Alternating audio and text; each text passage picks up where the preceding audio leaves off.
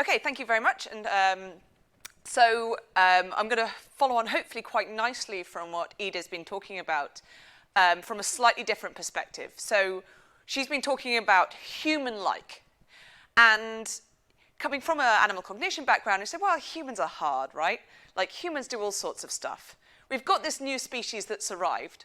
We want to understand this new species of mind, artificial minds.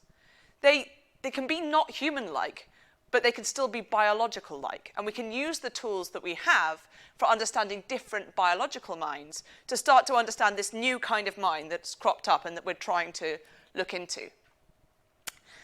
And the reason why this is actually a fruitful approach is that intelligent-looking behaviours have cropped up throughout the evolutionary tree.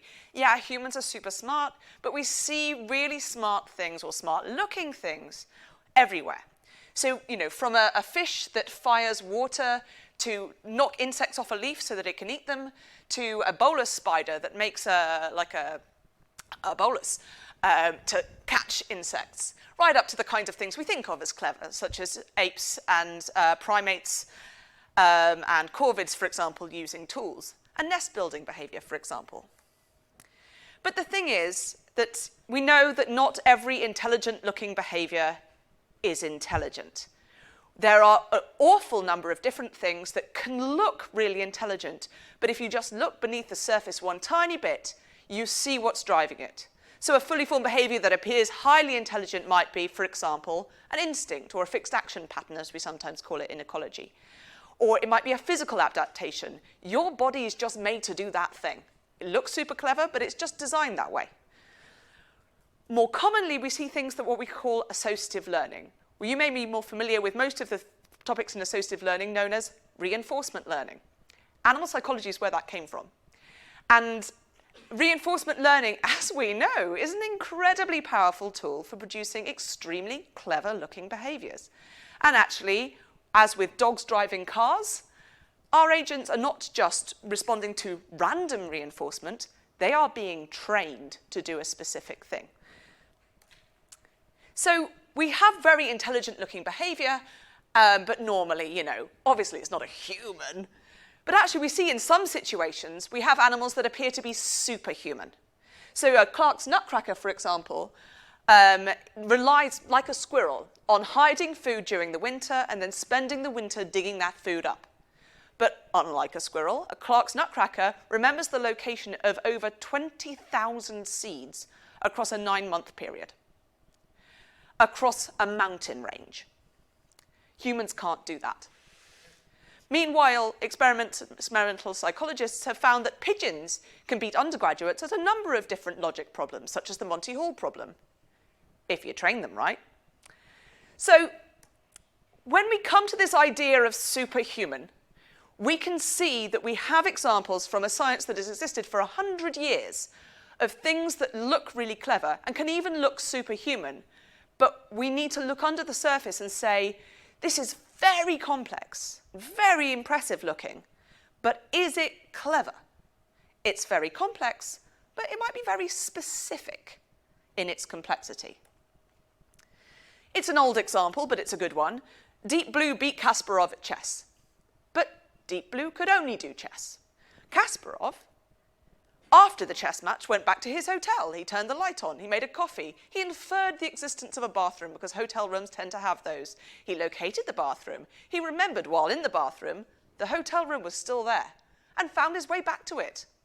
Kasparov could do things that, you know, yeah, Deep Blue couldn't in the 80s, but even now, you'd struggle to find a reinforcement learning agent that could play chess and do that. So when we say superhuman, building on some of the points that Ida made, superhuman at what? And at how many things at once? So, like, possibly slightly going against the scalar law stuff from this morning, maybe it's not computational power purely that makes intelligence, but it's flexibility. And we have comparable problems when we're looking at understanding what's under the hood in an animal and what's under the hood in an AI. Because really clever behaviour can be produced with inflexible processes. And then we have a couple of different inflexible processes that can be. And again, we see some equivalents. In an animal, you'd have what you call an instinct. So you might be sort of born with this tendency to do Y when you see X. Like, love green things, want to peck them. They're great. I'm going to peck them whenever I see them. Born that way. And or you can hard code an AI. Same thing, more or less. Or you can have just reinforcement learning. Reinforcement learning to learn to do Y in response to seeing X, because gradually over time you've been rewarded for doing that. The problem is that these things can produce, as we all in this room know, extremely clever-looking behaviours. The thing is, they can also be overgeneralized to things that share a specific feature that previously was relevant, but currently isn't. So obviously, this is a pandemic toddler. Pandemic toddlers learnt that rectangles give you hand sanitizer. So pandemic toddlers like to go and touch rectangles and then do this. They don't know why they're doing that. They don't know what hand sanitizer is, but they've learned that these rectangles are very important and people touch them and then they rub their hands. Fetching to a human-like object will not get you what you want. But keep trying, mate. Maybe next time it will. Yeah, these are funny examples, but this is what leads moths to fly into fire. A really lovely example, a really classic one in ecology, is the behaviour of gull chicks. Gull chicks are born with this bias towards pecking red, because there's a little red patch under their mother's beak. If they peck that, the mother regurgitates the food and they can eat it. You take the red patch and you just put a big square of red, give the chick the choice between pecking that big square of red and going to their mother. They will peck the red till they die. Meanwhile, we have the opposite problem, failing to generalize to things that don't share the same features. You take that same herring gull, give it a mother with the red thing and a mother without the red thing, but all the other features of a mother gull, and they will never solicit food from her until they die. There was this really classic example in 7 Worlds, 1 Planet, where an albatross chick fell out of the nest, was right next to the nest, still right within the visual field of the mother, still begging for food. The mother acted like it no longer existed. So you can have these extremely clever-looking behaviours, but as soon as you tweak the variables, you start to see the cracks in them. And this is the same in animals as we see in AI. And you've seen the exact same example of an image that looks the same to us, but is 0.005% different, but a convolutional neural network can no longer recognize it. And ultimately, this is because that when you rely on reinforcement learning, everyone's a cheater. And animals and AIs even will always find the easiest way to solve a problem. So will humans, by the way. And this can range from obvious brute force stuff, which is, quite literally in the case of many animals, that will brute force smash the thing you've given them until the food falls out, to using shortcut strategies that take advantage of any loophole available to maximize reward. They don't know what the task you gave them was meant to be. They know how to maximize reward, and that's what they do. It's the same with AI as it is with animals. Or they might just simply be employing a different cognitive ability to that which is the one you wanted to test. So in this example, these graphs in the bottom, for example, this was a numerosity test given to bees. Bees were supposed to say which of these boards contains the most dots. And it turned out that they were really, really good at it, but they weren't counting. They were making a judgment of contour length of the shapes in front of them. And in general, when there are more objects, there's a higher contour length. But if you change the object so that there's a wibbly object, then that's got more contour length, and they'll start to get it wrong. They were doing something pretty clever, just not the thing you thought you were testing.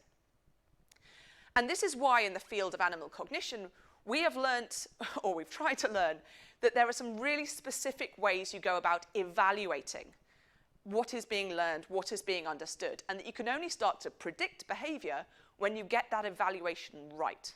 Otherwise, you're seeing data that may be completely unrelated to the data that you think it is. You have to pay strict attention to the kind of training you give, strict attention to the reward structure, and strict attention to what are the other alternative possibilities. And generally a good way of doing this is to start with something that isn't itself interesting. So one behavior, for example, in animals is string pulling. This will emerge spontaneously in a lot of bird species. It's something you can quite easily teach another bunch of other species, like a bee. You don't get excited about the existence of the behavior because you don't know quite what's underlying that. But what you do is you take a really rigorous, comprehensive approach to varying the challenge under which that they perform this behavior, and you start to say, given my hypothesized level of understanding, what is the pattern of passes and fails I would expect to see here? And so you can start to get this pattern of passes and failures, and then you start to have a support for a hypothesized level of understanding. So for example, in this study, we used this string pulling behavior, and we just manipulated the position of the strings such that we could test between different hypotheses, such as pull the string that is physically closest to the food, or pull the string that is connected to the food, or, leading up to, like, this is a proper understanding of the support physics related in pulling a thing and a string coming with it. And for example, we found that almost all the birds passed when pull the string that's closest to the reward was a good solution, and almost none of them passed when it wasn't. And so we can take this pattern of passes and failures to start to say, this is the level of understanding that we hypothesize this animal has. So what has this got to do with AI? Well, the way that we test these things is something that is now that we have AIs that can interact in the world, that can use pixel input to understand its environment, this is something we can then expand to testing, understanding, and reinforcement learning agents. And this is something we've started to do using a platform called the Animal AI platform. Something very briefly introduced in the lightning talks by Cheke. And in this platform, we have like a 40 by 40 environment with a number of different objects. Some of them are fixed, some of them are movable, some of them are see-through, some of them are opaque. And most importantly, you see this green ball. The green ball is the reward. So you touch that green ball, you get your reward signal. The red ball is poison. You touch that, you die. The red floor is lava. Touch that, you die. And in this case, that little blue ball is you. It's the agent. And a couple of years ago, in 2019, we ran a competition called the Animal AI Olympics. And in this competition, we had built a few hundred tasks based on animal cognition and developmental psychology. And we told the entrants of the competition more or less the types of skills we wanted to assess. We showed them the environment and all the objects that there were, but we didn't tell them what the tests were. So essentially they said, like, go forth and program something that can survive here. And then we're going to see what it understands. And what we found is that we had 60 different teams enter. They had 4 months to kind of work on this problem.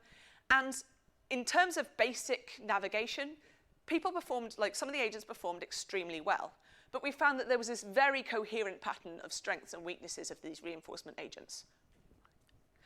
There were some skills, so Y mazes is really a very simple maze, like food is there, no food is there, which way are you going to go? Which they did really well. But when it came to things like tool use, you can see it goes right in. Like, basically no one could do that.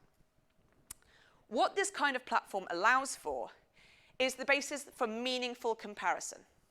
So something that Cheke, who you saw in the lightning talks earlier, did was to take the performance of the agents from this competition and compare with 6 to 10-year-old children. So this, for example, is just an open field task where you just have to navigate to the reward. So that's just an example of what that looks like from an agent or child eye view. And what's reassuring is that the agents and the children performed about the same when it was this kind of task. There wasn't some fundamental difference between them in their way of interacting with the problem.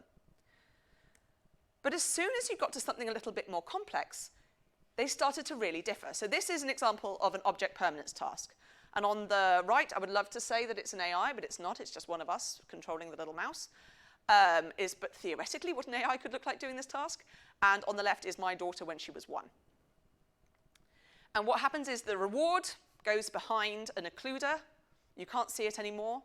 You have to go and get it. You have to basically maintain a representation that this is still in the world. This is still available to my behavior, even though it's no longer available to my perception at this moment. It's solved by day-old chicks, and it's solved by babies from about 8 months. The top 10 agents in the competition solved 8% of these tasks. And the very best agent solved 25%. You can see this on this video. This is the actual behavior of that agent.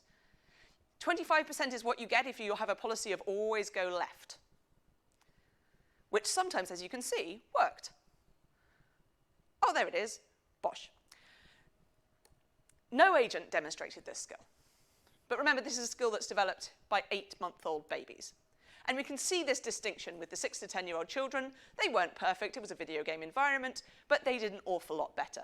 And you can see that even if you compare with the winning agents of the competition, they were nowhere near the behavior range of the children. Notably, and again, this overlaps with Ida's point, you can watch these two videos, and these are both failures. But one of them is an AI, and one of them is a child. It is observable, and I'm not going to ask because I've labeled it accidentally, but it is observable which of these is an agent and which of these is a child. You can tell, even though they've both solved the task, that the one on the right is the child, and the one on the left is the agent. And that was the winning agent, actually. So even when both fail, the difference between AI and humans, in this case, is observable and meaningful. And actually, failures tells us just as much, or sometimes even more, about the nature of the learning process that's going on and the nature of the understanding than passes do. So here we have the same baby, a lemur and an AI, all failing at a task where you have a transparent barrier and a food reward behind it. Everyone's so confused.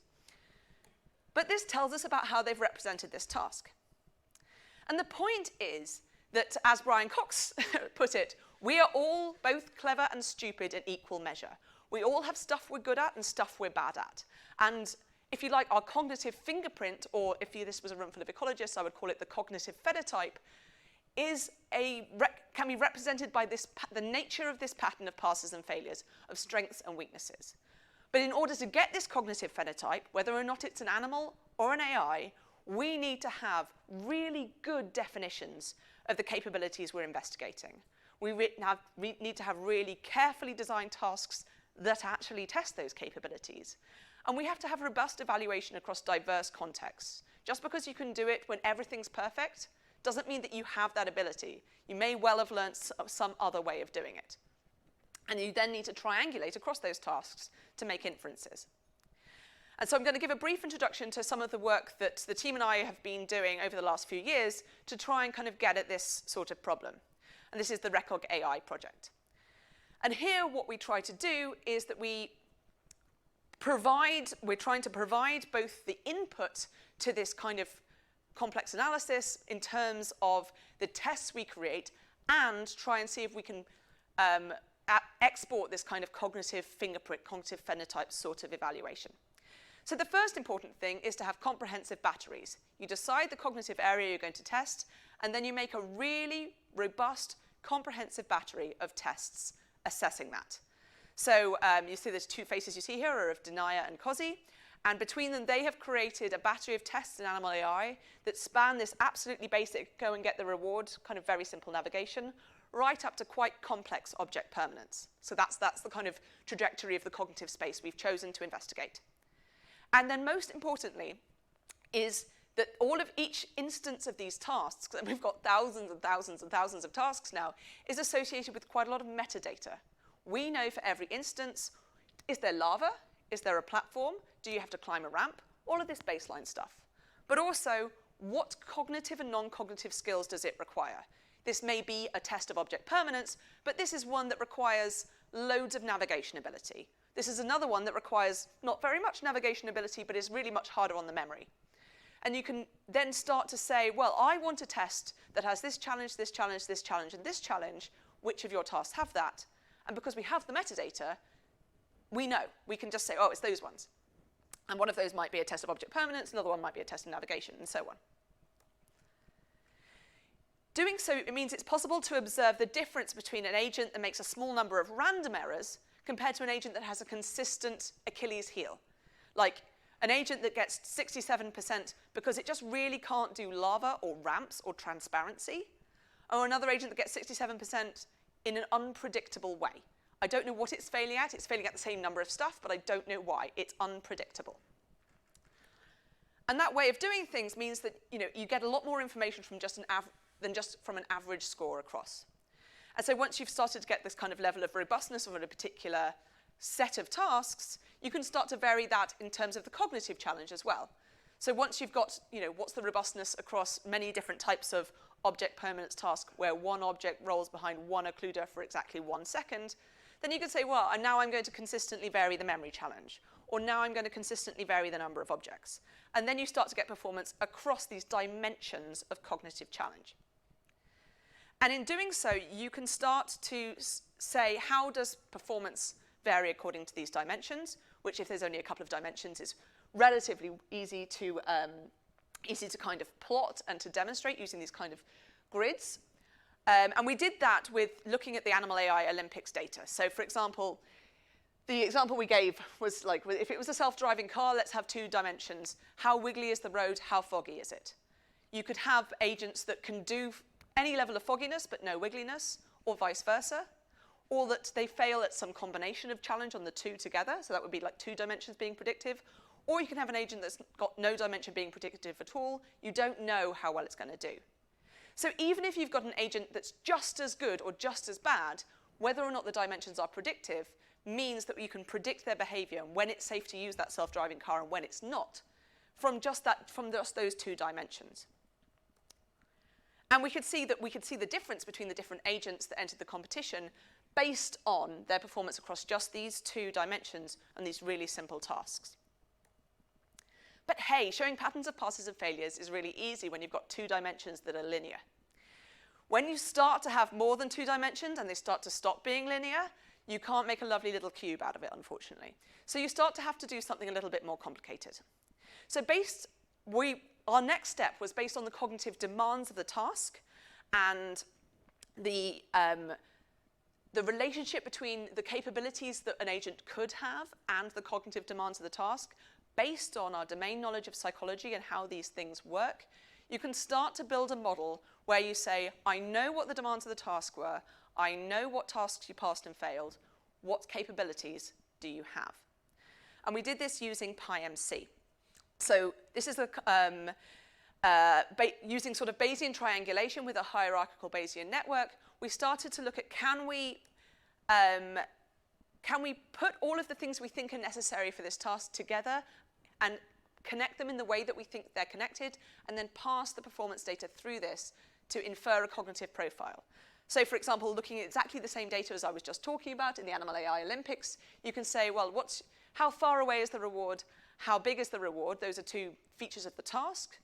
And features of the agent can be its navigation ability, its visual ability, whether or not it's got a left-hand bias, and so on. And you can link together the elements of the model based on how you think those things should, according to like psychological theory and other domain knowledge about the types of agents that exist in the world, link together.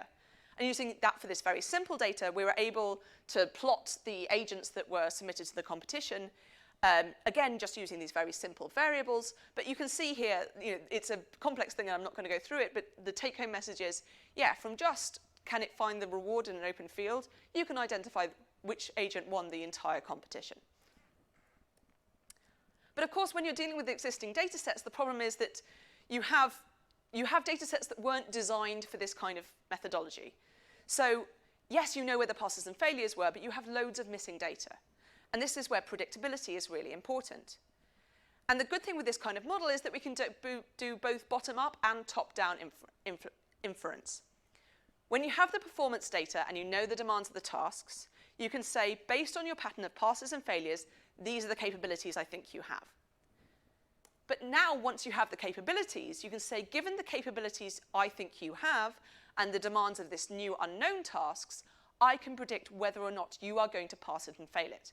And that's where the real utility of this kind of profile really comes in.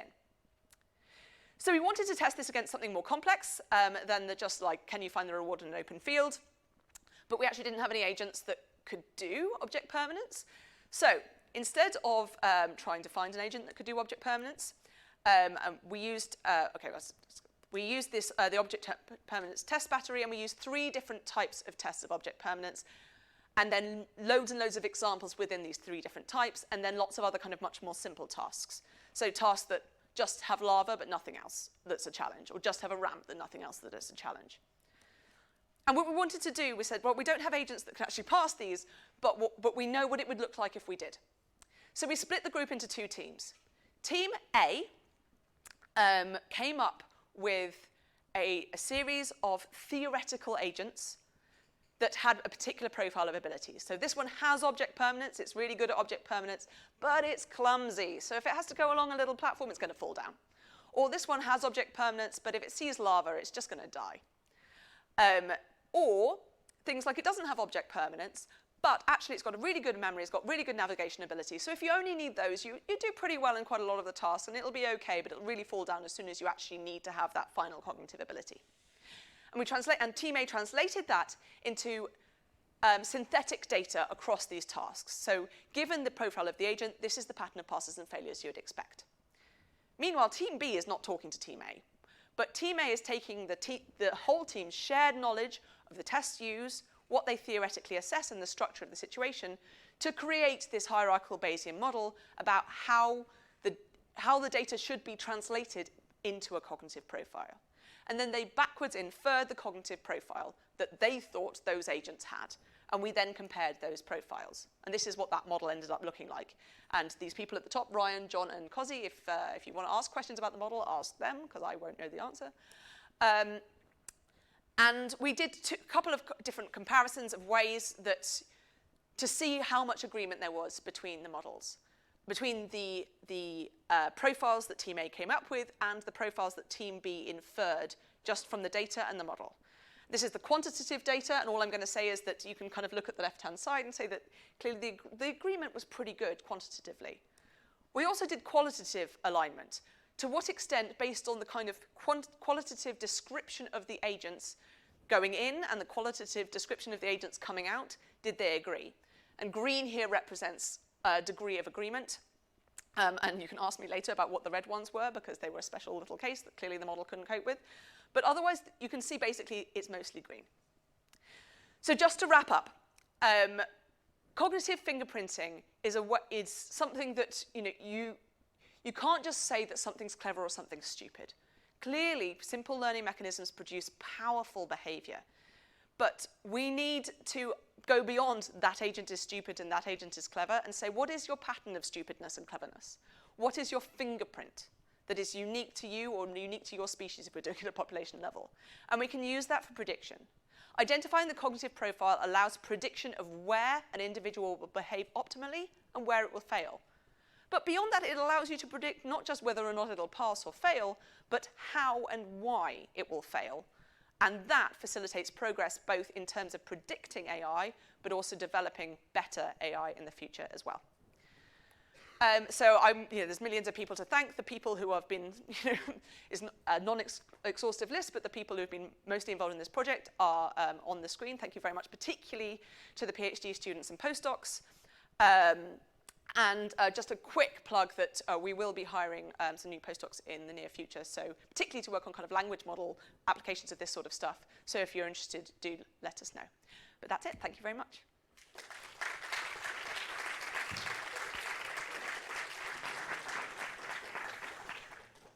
Thank you, Lucy, again. Can you hear me? Yeah, now you can hear me. Thank you, Lucy, again for this really insightful talk. We are running a little bit behind schedule, so be very succinct in your questions. I think you can take 1 or 2 questions. Okay, question down there.